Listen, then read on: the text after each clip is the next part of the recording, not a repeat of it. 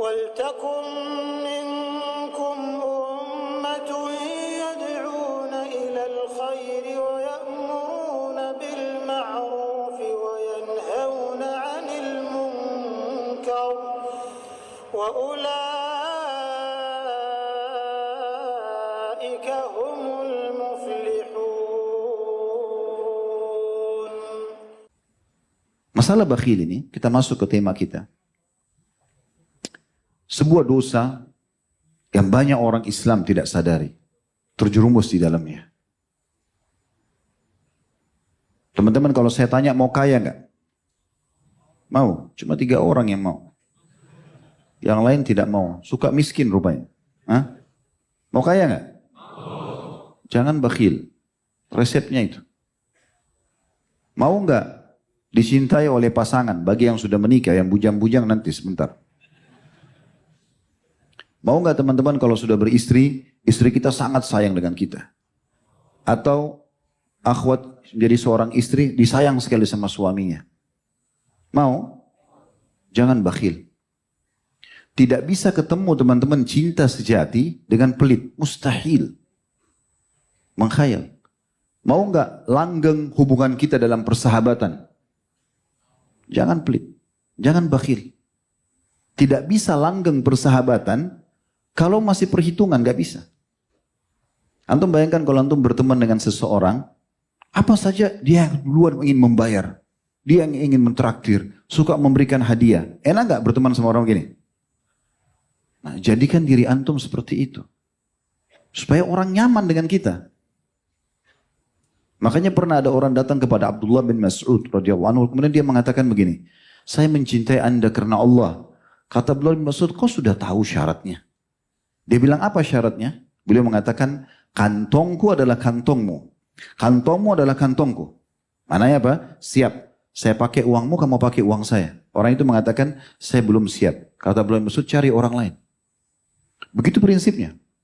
Jadi pondasi dasar persahabatan sejati, dermawan dulu, gak boleh bakhil. Pondasi dasar rumah tangga langgeng bahagia, dermawan. Partner bisnis. Pemimpin dengan bawahannya. Kalau ada pemimpin dermawan, disukai oleh masyarakat. Suka bagi. Suka memberi. Tapi kalau bakhil, pasti dijauhi. Begitu juga dengan masyarakat. Royal dengan pemimpinnya juga sama. Dan seterusnya. Ini mukaddimah kita untuk memahami teman-teman. Kenapa bakhil itu jadi dosa? Karena memang merusak hubungan dengan Allah. Allah enggak ciptakan kita untuk pelit. Orang Allah aja maha mulia, maha dermawan, suka memberi. Orang kafir pun masih diberi rezeki oleh Allah SWT. Maka ini bisa mengundang rahmat Allah SWT dengan dermawan dan justru murka Allah kalau bakhil. Begitu juga hubungan dengan makhluk itu akan baik kalau kita dermawan dan akan rusak kalau kita bakhil. Jelas sampai sini? Ini pembukaannya. Bagi teman-teman yang masih mengatakan, oh tadi kan temanya bakhil saya sudah tahu. Udah tahu belum ini? Ya. Atau mungkin kebersamaan kita duduk bersama di majelis ilmu ini sepertinya tidak bisa antum beli dengan nilai apapun. Ini hari kiamat teman-teman, kalau antum lihat kesempatan emas yang Allah kasih seperti ini, hadir di majelis ilmu, ibadah bersama, dan seterusnya, sholat berjamaah, apa saja ibadah, kita rasanya ya berharap kembali ke dunia hanya untuk ini saja. Karena nikmatnya. Teman-teman saya tanya, kalau seandainya menit ini antum meninggal, kita meninggal. Saya atau antum, kita meninggal. Lalu kemudian, di saat malaikat maut sudah akan mencabut ruh, dikasih kesempatan. Sekarang Allah memberikan kesempatan kepadamu setengah jam. Masih bisa tambah setengah jam. Apa yang antum lakukan? Masih cari restoran favoritnya? Masih mau duduk ngobrol sama teman? Buang-buang waktu di mall? Masih mau ribut sama orang? Walaupun orang itu jahat sama kita, masih mau ribut sama dia? Di waktu setengah jam saja. Kita sudah tidak mau. Bahkan kumpul biologi sama istri pun mungkin kita tidak mau. Setengah jam itu, gak bakal kita sia-siakan. Masih mau meeting yang miliaran? Gak ada lagi. Antum ambil ibrah, pelajaran dari situ. Ternyata kalau Allah masih memberikan saya kesempatan setengah jam saja, dan itu tidak mungkin terjadi. Karena Allah mengatakan فَإِذَا جَاءَ أَجَلُهُمْ لَا يَسْتَأْخِرُونَ سَاعَةً وَلَا يَسْتَقْدِمُونَ. Kalau ajal sudah datang tidak akan dimajukan, tidak akan diterlambatkan sesaat pun tidak. Tapi ini kita rasionalkan, kalau seandainya Allah kasih kesempatan. Tidak ada lagi orang mau kembali ke makanan favoritnya, biologisnya, nongkrong sama teman-temannya. Lalu apa yang dia mau dalam setengah jam itu? Dia berharap bisa taubat kepada Allah. Dia berharap bisa sujud. Dia berharap bisa minta maaf dengan orang yang telah dia sakiti. Dia berharap bisa sedekahkan semua uang di rekeningnya. Itu yang antum harap kalau antum meninggal. Nah sekarang mumpung belum meninggal, itu targetnya. Yang lain ini pernak-perniknya itu hiasan dunia. Ini yang kita butuh ini. Kita butuh ini. Maka jadikan diri kita teman-teman seperti calon mayit yang Allah kasih kesempatan hidup. Apa yang antum akan kejar, kejar sekarang. Karena Allah bukan memberikan kita waktu setengah jam sekarang. Allah memberikan antum mungkin berhari-hari, berminggu-minggu, berbulan-bulan, mungkin bertahun-tahun ke depan antum masih hidup. Kesempatan emas memperbanyak amal soleh. Baik teman-teman sekalian, kita akan masuk ke dalil-dalil yang diangkat oleh Syekh Muhammad rahimahullah. Saya langsung masuk ke dua bab di sini ya. Bab tentang bakhil, pelit, dan bab uqubat bukhul atau hukuman bagi sifat bakhil. Ini dua bab yang beliau pisahkan, tapi kita akan satukan. Seperti biasa saya akan bacakan dulu dalil-dalilnya, kemudian kita akan panjang lebar menambahkan faedah insyaallah. Kalau yang pegang bukunya ada di halaman 86, dosa ini ya. Dalil yang pertama diangkat dalam surah An-Nisa ayat 37. A'udzu billahi minasyaitonir rajim. Alladzina yabkhaluna wa ya'muruna an-nasa bil bukhli wa yaktumuna ma atahumullahu min fadli wa a'tadna lil kafirina 'adzaban muhina. Orang-orang yang bakhil plus lagi menyuruh orang lain berbuat bakhil. Ada orang begitu, dia enggak mau sedekah kepada orang miskin, lalu pas temannya memberi, enggak usah, jangan kasih itu masih mampu. Ngajak orang lain bakhil juga. Dan menyembunyikan karunia Allah yang telah diberikan kepada mereka. Maksudnya apa? Dusta. Ada orang utang, ada orang minta bantuan, oh saya enggak punya. Padahal punya. Menyembunyikan apa yang Allah berikan kepada mereka. Dan kami menyediakan untuk orang-orang kafir siksa yang menghinakan.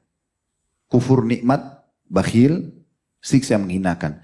Berarti memang dari sini kita sudah pernah jelaskan dosa-dosa besar itu tanda-tandanya adanya ancaman.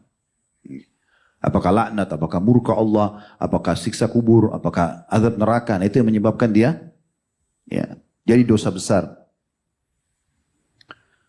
Kemudian diangkat juga surah Al-Ma'arij ayat 24 sampai 25. Tentu ini yang kita bacakan dulu dalil yang beliau sebutkan ya. Nanti akan kita coba sistematiskan, lebih di manage sebentar poin demi poin setelah ini insyaallah.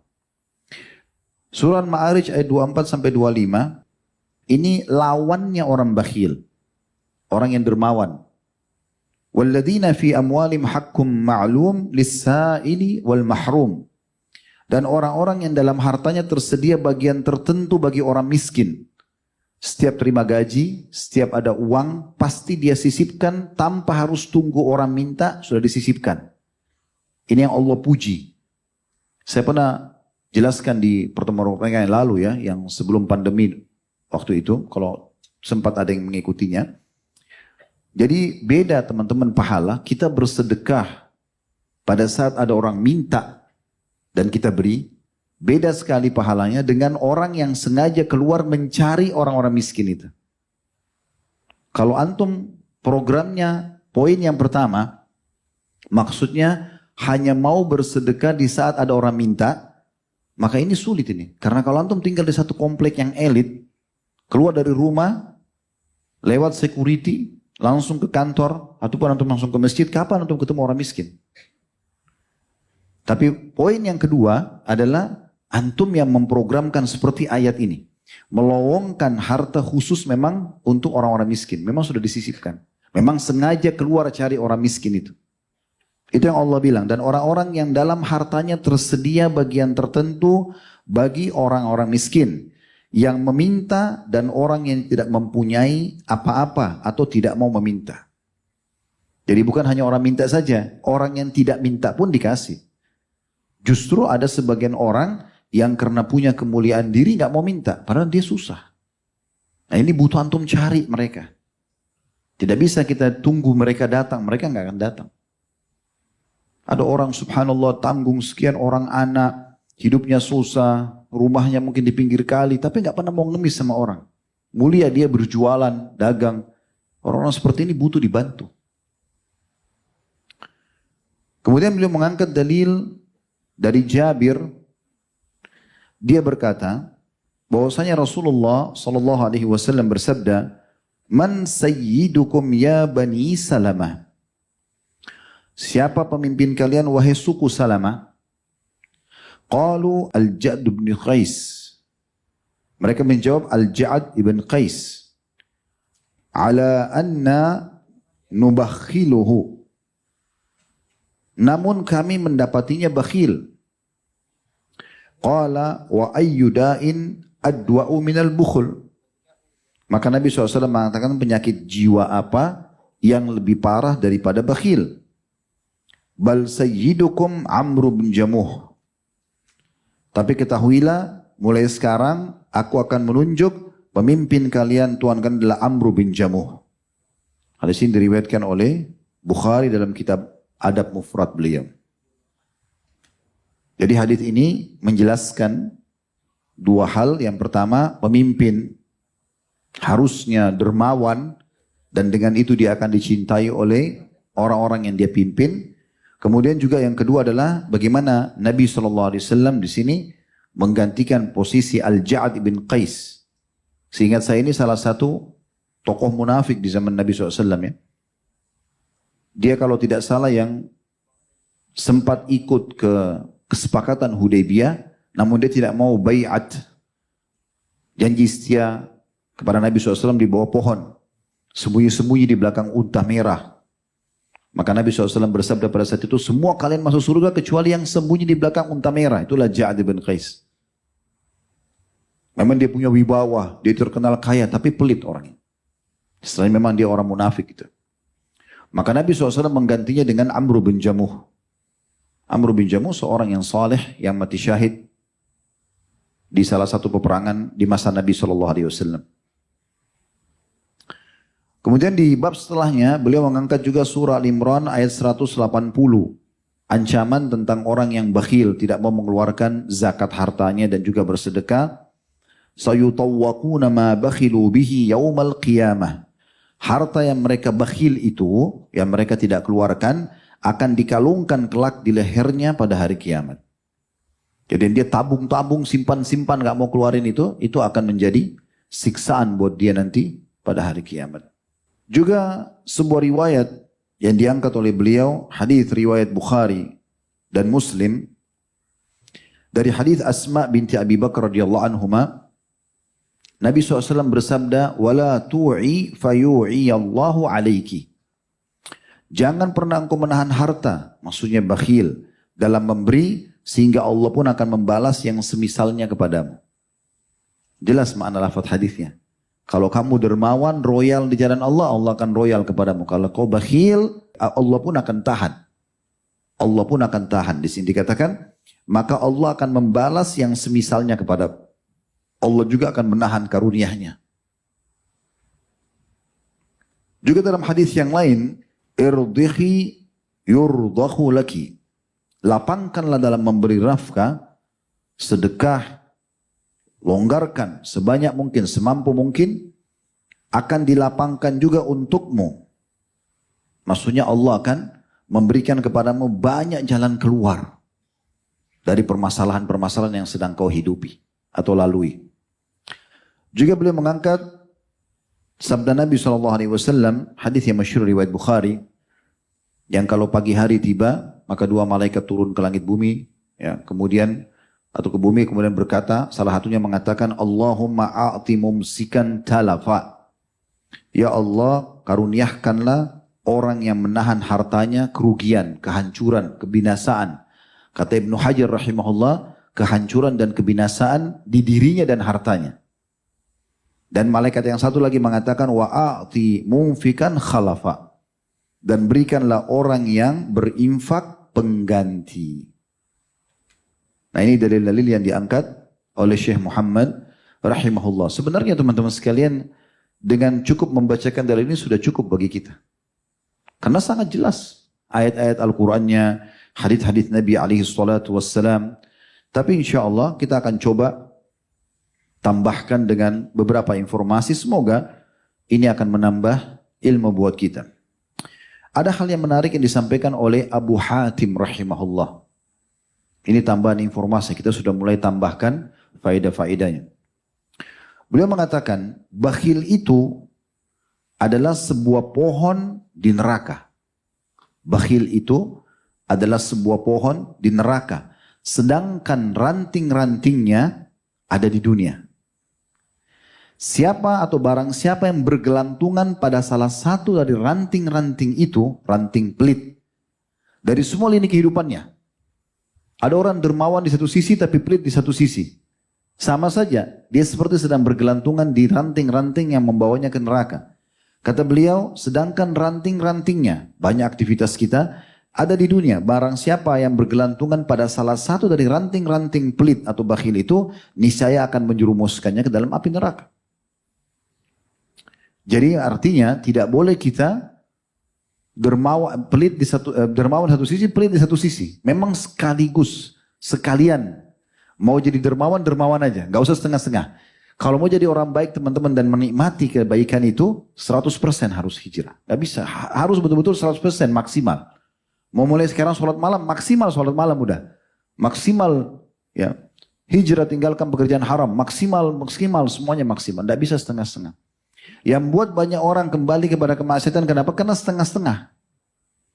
Gak bisa, harus 100% hijrah. Itu dicontohkan oleh para sahabat radhiyallahu anhum. Pada saat mereka masuk Islam, mereka hijrah, udah totalitas di situ. Nah sama ini, kalau kita tinggalkan bakhil, harus totalitas. Jadi dermawan langsung totalitas. Lalu beliau mengatakan, sedangkan kedermawanan adalah pohon di surga, dan ranting-rantingnya berada di dunia. Barang siapa yang bergelantungan pada salah satu dari ranting-ranting itu, maka pasti akan membawanya ke dalam surga. Dan surga itu tempatnya orang-orang dermawan. Artinya, bakhil tempatnya neraka. Ya. Ini statement yang sangat menarik, apa yang disampaikan oleh beliau. Al-Laits ibn Sa'ad rahimahullah. Dan ini saya ingin teman-teman, mulai dari diri saya dulu, kemudian antum sekalian, jadikan prinsip hidup ini. Jadikan prinsip hidup. Apa itu? Setiap kali ada orang di depan kita yang meminta, ataupun kita lihat dia butuh tidak minta, maka tanamkan dalam diri kita, kita yang butuh kepada orang itu. Selama ini, sering kali orang paham apa? Orang yang minta butuh kan? Makanya ada orang di mobilnya buka jendela sedikit ya. Keluarin dengan jarinya koinnya 500 rupiah. Ini bakhil walaupun sedekah. Karena dalam dirinya masih ada prinsip orang itu butuh. Ini faham yang salahin. Ini harus diubah. Kita harus ubah teman-teman sekalian. Kalau kita yang butuh kepada orang miskin itu. Karena kalau tanpa dia kita nggak dapat pintu sedekah. Kalau tanpa mereka kita nggak punya kesempatan untuk meraih pahala sedekah. Makanya beliau mengatakan, barang siapa yang telah mengambil dariku suatu sedekah ataupun hadiah, maka hak dirinya atas diriku adalah lebih besar daripada hak diriku atas dirinya. Artinya dia lebih pantas aku hormati, segala macam. Karena memang dia telah mengambil apa yang telah aku sedekahkan. Karena alasannya, kata Al-Laits rahimahullah, karena dia telah menerima apa yang aku korbankan kepada Allah. Coba renungi baik-baik. Buat prinsip hidup yang butuh dalam sedekah kita, bukan penerima. Penerima itu ambil fisiknya, misalnya antum kasih 100 ribu nih. Dipakai sama dia, pakai makan, pakai minum, pakai beli baju, selesai. Kan habis di situ. Tapi antum punya 100 ribu itu yang antum bawa ke akhirat. Dan dia perantaranya. Siapa yang kira-kira lebih butuh? Kita lebih butuh. Kita butuh dengan dia. Ini tanamkan ini teman-teman. Makanya kalau antum prinsipnya selain ini, antum akan selalu anggap remeh orang yang minta-minta. Orang miskin, dilirik sebelah mata, dihina, ditolak. Karena seakan-akan dia yang butuh, ini keliru. Al-Fudail bin Iyad rahimahullah, seorang ulama tabi'in yang masyhur, beliau pernah berkata kepada orang-orang yang terima sedekahnya. Sambil tersenyum lebar, dia mengatakan dengan orang-orang di sebelahnya, murid-muridnya. Mereka, orang-orang miskin yang sudah bawa sedekah itu. Mereka membawa perbekalan-perbekalan kita menuju akhirat tanpa upah sedikit pun. Hingga mereka meletakkannya di atas timbangan di hadapan Allah subhanahu wa ta'ala. Orang-orang miskin jalan itu, tadi saya bilang rasionalnya kalau kita kasih 100 ribu, 1 juta, dia bawa nih, dia pakai untuk kebutuhannya. Habis kan, makanan, minuman, segala macam. Ada yang jadi nutrisi tubuh, ada yang jadi kotoran, maaf. Tapi kita sedang membawa nilai itu. Sedang membawa nilai itu, atau orang itu sedang membawa nilai itu ke timbangan Allah pada hari kiamat. Jadi prinsip dasarnya adalah kita yang butuh. Ya. Ini harus difahami baik-baik teman-teman sekalian. Asy-Syu'bi berkata rahimahullah, barang siapa yang tidak memperlihatkan bahwa dirinya lebih butuh kepada ganjaran sedekah. Saya ulangi. Barang siapa yang tidak memperlihatkan, maksudnya kepada Allah, dia lebih butuh dengan ganjaran sedekah daripada seorang fakir yang butuh kepada sedekah, maka dia telah membatalkan sedekahnya itu dan memukul wajahnya sendiri. Statement yang luar biasa nih, kata Syu'bi. Barang siapa yang tidak memperlihatkan kepada Allah bahwasanya dia butuh dengan sedekah itu, lebih butuh daripada orang miskin terhadap sedekah itu, maka dia telah membatalkan sedekah. Kalau antum kedatangan orang-orang miskin, orang yang butuh, senyum akhi dan ukhti. Ramah dengan mereka. Jangan sakiti perasaannya. Allah yang menggerakkan dia datang kepada antum dan akhirnya antum punya kesempatan untuk itu.